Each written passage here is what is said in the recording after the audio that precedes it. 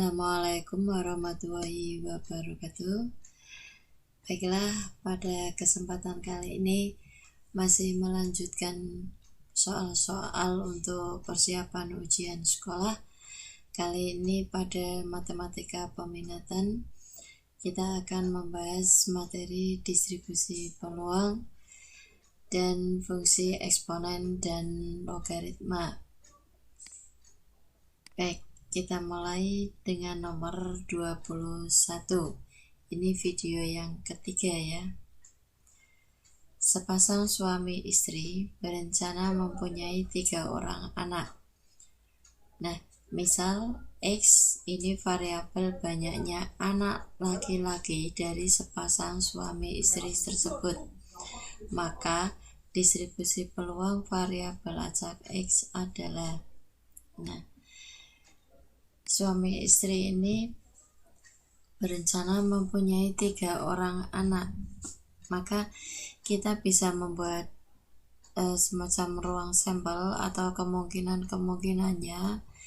Semisal anak pertama ini bisa lahir laki-laki, bisa juga lahir perempuan. Kita buat L sama P saja ya.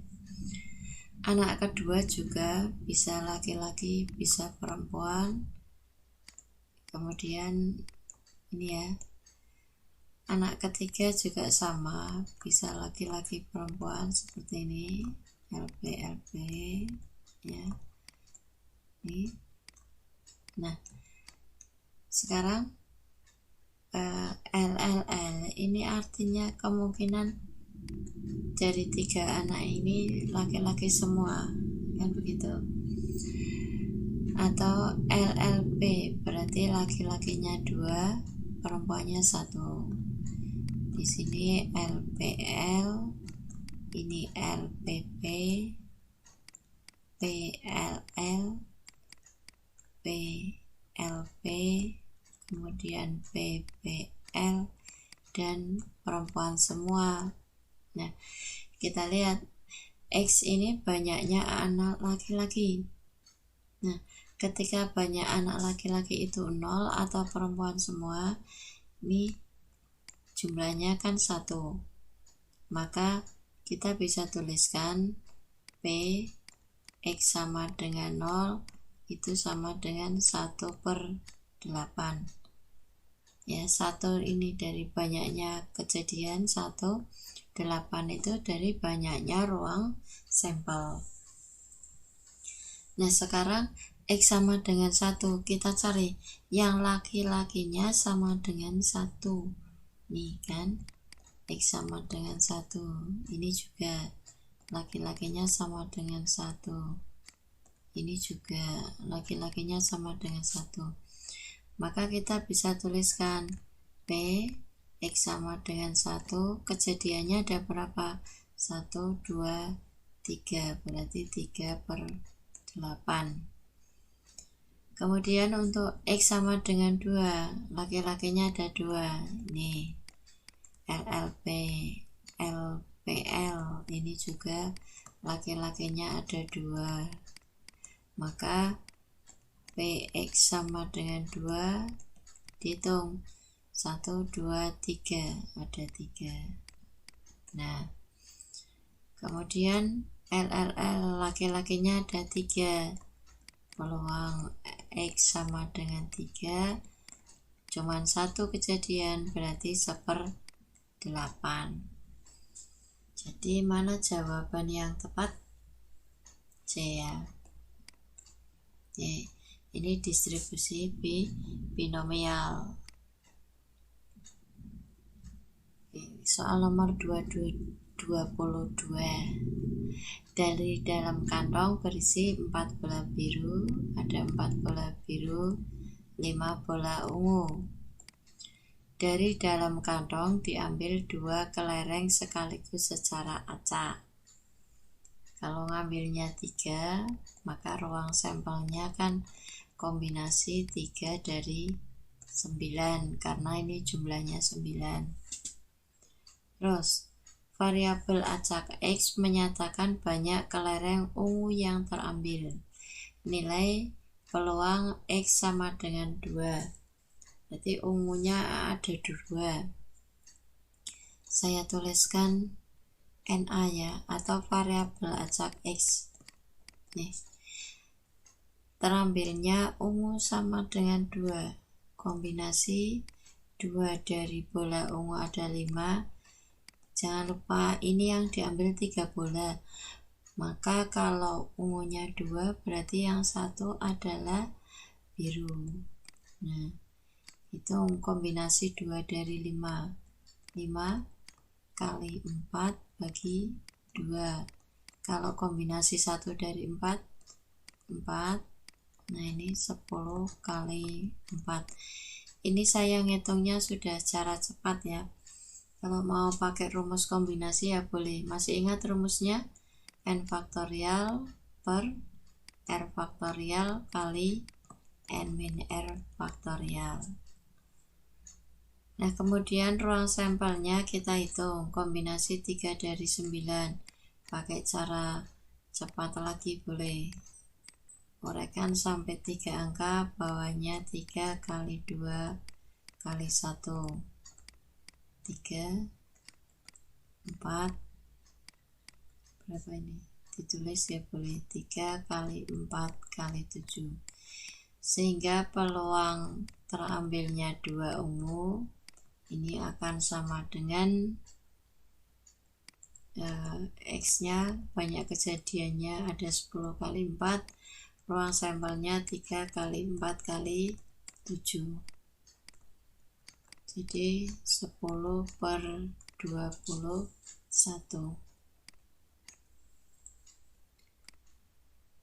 Lanjut soal nomor 23. Diketahui peluang variabel acak X sebagai berikut. Fx berarti peluang biasa ya, bukan kumulatif, ini binomial.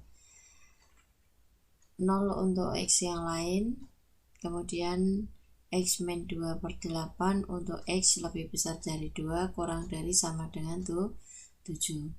Nilai peluang X lebih besar sama dengan 3 kurang dari sama dengan 6. Ingat rumus P X lebih besar dari A kurang dari sama dengan B, itu rumusnya adalah F besar B dikurangi F besar A. Maka kalau di soal itu peluang X lebih besar dari 3 kurang dari 6, berarti ini akan sama dengan F besar 6 dikurangi F besar 3.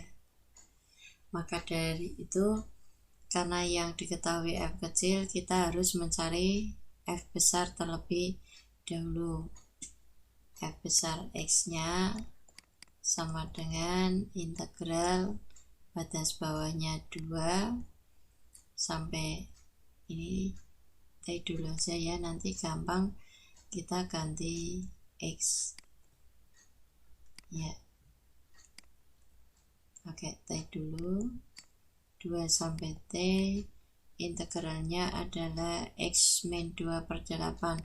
Mungkin akan lebih mudah dibuat 1/8 X min 2 dx. Nah, kita integralkan 1/8 X, maaf, ini min 2 per 8, min 2 per 8, jadi kan 1/8 dibagi 2, 1/16 X pangkat 2 min 2 per 8 itu 1/4 ya, 1/4 X batasnya adalah T2. Kita substitusikan T-nya 1/16 T kuadrat min 1/4 T dikurangi berapa? 2 kuadrat 4 per 16, 1/4 ya, dikurangi 2/4 setengah. Ini betul enggak? 2 kuadrat 4 bagi 16 1/4, betul ya.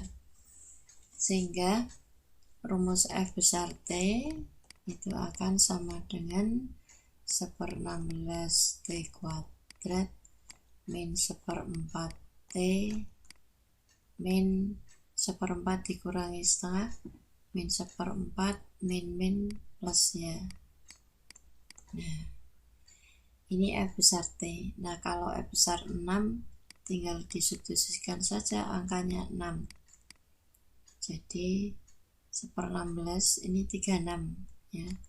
Per 16 dikurangi 6/4 ditambah 1/4 atau 36/16 min 5/4. Kemudian F besar 3, ganti angka 3 berarti 9/16 dikurangi 3/4 ditambah 1/4. Gini ya. 9/16 dikurangi 2/4. Sudah, tinggal kita hitung peluang untuk X lebih besar 3 kurang dari 6, F6 min F3 kan. 36/16 dikurangi 5/4 dikurangi ini 9/16 dikurangi 2/4, jangan lupa dikurung. 36 dikurangi 9 berapa? Atau mau jadikan penyebut 16 dulu boleh. Ini 36 dikurangi 20 ya. Oke, jadikan 16, 9 ini kali 4 ya, 8. 36 dikurangi 20, 16. Ini 1, 16 dikurangi 1, 15/16. Mana?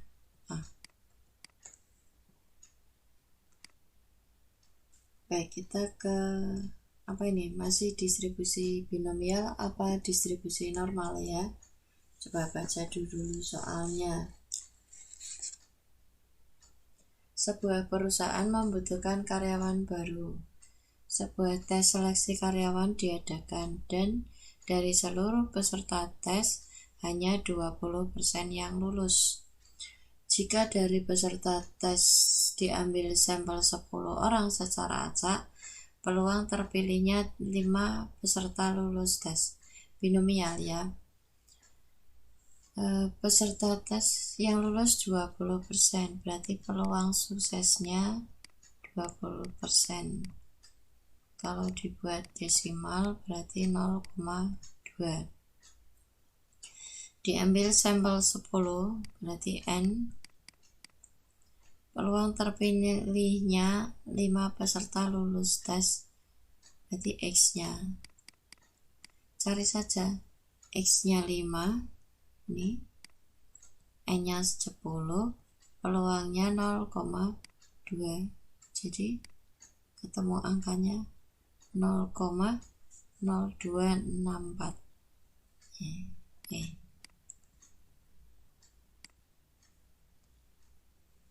Nah, nomor 25, nilai ulangan matematika 100 siswa berdistribusi normal dengan rata-rata 70, simpangan bakunya 25. Siswa yang memperoleh nilai kurang dari 65 harus remedi. Siswa yang tidak remedi. Jadi ini kita balik. Tapi lebih mudah dicari yang remedi terlebih dahulu. P X kurang dari 65. Jadi kita akan mencari yang remedi dulu ada berapa. Ya, karena tabelnya normal Z seperti biasa, kita rubah ke dalam Z kurang dari 65 dikurangi rata-rata dibagi simpangan baku. Nah, ketemunya peluang Z kurang dari min 5 dibagi 25, min 0,2. Nah, Z kurang dari min 0,2, ini angkanya 0,4207. Nah, jadi yang tidak ikut remedi, yang ikut Yang kita hitung kan peluang X yang nilainya kurang dari 65 ya. Berarti kan yang ikut remedi. Yang ikut remedi itu ada 0,42, kita bulatkan saja, kali 100 siswa. Berarti ada 42. Maka yang tidak ikut remedi berapa? Ya betul, 100 dikurangi 42 ada 58.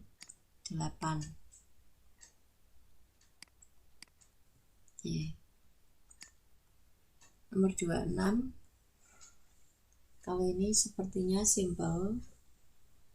Dalam suatu pengukuran berat badan di suatu SMA berdistribusi normal dengan rata-rata 54. Ini mu-nya ya. Simpangan baku sigmanya 8.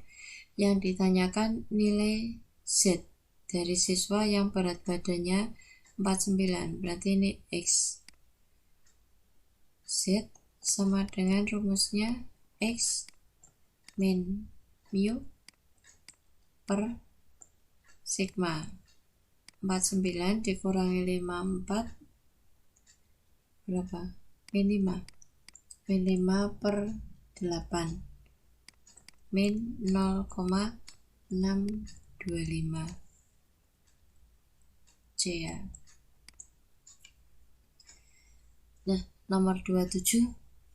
Di antara pernyataan di bawah ini manakah yang merupakan contoh dari variabel acak diskrit? Diingat kembali, variabel acak diskrit itu yang bagaimana? Yang dapat dihitung ya. Variabel acak diskrit adalah variabel yang dapat dihitung. Kita coba. Bilangan prima kurang dari 97 bisa disebutkan enggak? Bisa kan? Bisa dihitung? Bisa. Jadi jawabannya A. Nih, coba kita lihat yang bawahnya. Banyak bilangan prima lebih dari 9. Kalian bisa menghitungnya? Sampai tak hingga? Tidak bisa. Yang C, bilangan real antara 0 sampai 10. Loh, 0 sampai 10 kan berhingga, Bu, bisa dihitung. Nah, di sini real. Bilangan real itu sangat banyak sekali. Ya. Maka ini bukan termasuk variabel acak diskrit. Banyak kendaraan yang melewati jalan Gatot Subroto. Ini selama berapa menit, selama berapa jam? Kalau nggak ditentukan waktunya ya tidak bisa kita hitung juga kan. Banyak pedagang di pasar mana ya kan, los mana dan seterusnya ya. Maka variabel acak diskrit ini dipilih mana dari pilihan A sampai E yang dapat dihitung. Oke, lanjut. Nomor 28 kita coba ke soal fungsi logaritma ya. Ketika kita minum air jeruk rasanya agak masam dan ketika minum air mineral rasanya netral. Di bidang kimia, pengukuran kadar keasaman suatu larutan ini menggunakan besaran yang disebut dengan pH, yang didefinisikan sebagai fungsi logaritma PT sama dengan min logaritma T, dengan T adalah konsentrasi ion hidrogen yang dinyatakan dalam mol per liter. Jika konsentrasi ion hidrogen atau T-nya ini 2,5 kali 10 pangkat minus 5, maka pH larutannya berapa? Diketahui logaritma 0,5 logaritma 2,5 itu sama dengan 0,4. Kita coba hitung pH-nya. Ini akan sama dengan min logaritma T. Ya, T-nya adalah 2,5 kali 10 pangkat minus 5. Ingat sifat logaritma ya, dimana ketika dia perkalian bisa dirubah ke dalam penjumlahan ini, tapi masing-masing diberikan logaritma. Min log 2,5 itu 0,4 ditambah logaritma 10 pangkat min 5. Kalian gunakan sifat ini, A log A pangkat N itu akan sama dengan N. Nah, sini nggak ada bilangan pokoknya, kan artinya bilangan pokok 10. Ketika bilangan pokok sudah sama, berarti hasilnya adalah pangkatnya. Sama dengan min 0,4 ditambah negatif 5. Min 4,6 sama dengan 4,6 ya. Jadi pH-nya adalah 4,6. Soal nomor 29 ini persamaan eksponen. Populasi kelinci pada suatu pulau lipat 2 setiap setengah tahun. Jadi setiap setengah tahun itu berkembang 2 kalinya. Dan fungsinya bisa dimodelkan sebagai fx sama dengan 10 kali 2 pangkat x. Dengan x adalah rasio lamanya waktu terhadap periode setengah tahun. Dalam 3,5 tahun, jumlah kelinci di pulau tersebut adalah 3,5 tahun. Ini di sini X-nya itu lamanya waktu terhadap periode setengah tahun. Maka 3,5 tahunnya kita rubah dulu dalam tengah tahunan. Kalau 3,5 tahun itu berarti diganti menjadi gampangnya semester. Ya, diganti setengah tahun. Berarti kan menjadi 7. Ya, 7 periode. Ini di sini juga lipat 2 setiap setengah tahun. Ya. Maka X-nya adalah 7. 10 kali 2 pangkat 7.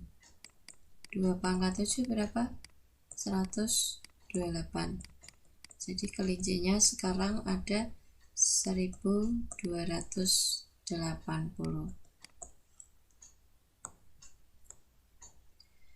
Baik, itu saja soal-soal di bagian 3. Nanti untuk selanjutnya nomor 30 bisa kalian buka di bagian 4. Terima kasih, selamat belajar. Assalamualaikum warahmatullahi wabarakatuh.